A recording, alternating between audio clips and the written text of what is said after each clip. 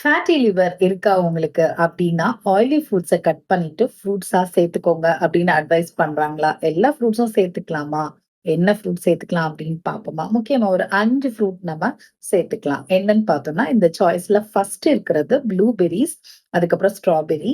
இதுல இருக்கக்கூடிய anti accidents என்ன பண்ணும் அப்படின்னா, லிவரோட வீக்கத்த கட்டுப்படுத்தி, லிவர்ல ஃபேட் நெறைய அக்யூமுலேட் ஆகாம பார்த்துக்கிறோம். நம்பர் 2 முக்கியமான ஃப்ரூட் என்னன்னு பார்த்தோம்னா, ஆப்பிள். இது கொலஸ்ட்ரால் மெட்டபாலிசத்த சரி பண்ணு.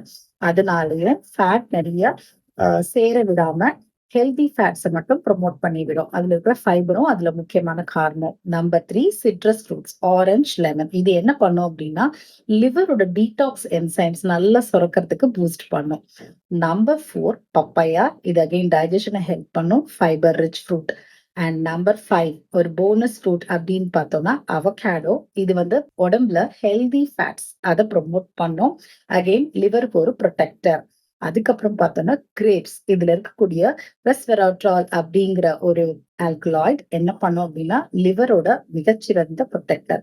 சோ ஃப்ரூட்ஸ் தான் சாப்பிட சொல்லிட்டாங்களே அப்படின்னு நம்ம நிறைய சாப்பிடலாமா? கண்டிப்பா கூடாது. ஏன்னா ஃப்ரூட்ஸ்ல நிறைய ஃப்ரக்டோஸ் இருக்கு. நிறைய ஃப்ரக்டோஸ் அக்யூமுலேட்னா அகெயின் இது எல்லாமே கொழுப்பா மாறி ஃபேட்டி லிவரை அதிகப்படுத்தும். அதனால அளவோட சாப்பிடணும். 1 or 2 fruits per day. But fruit juices கண்டிப்பா அவாய்ட் பண்ணிடணும். ஸோ ஃபேட்டி லிவருக்கு இந்த மாதிரி பழங்களை சேர்த்துக்கோங்க. உங்களோட லிவரை ஹெல்த்தியா வச்சுக்கோங்க.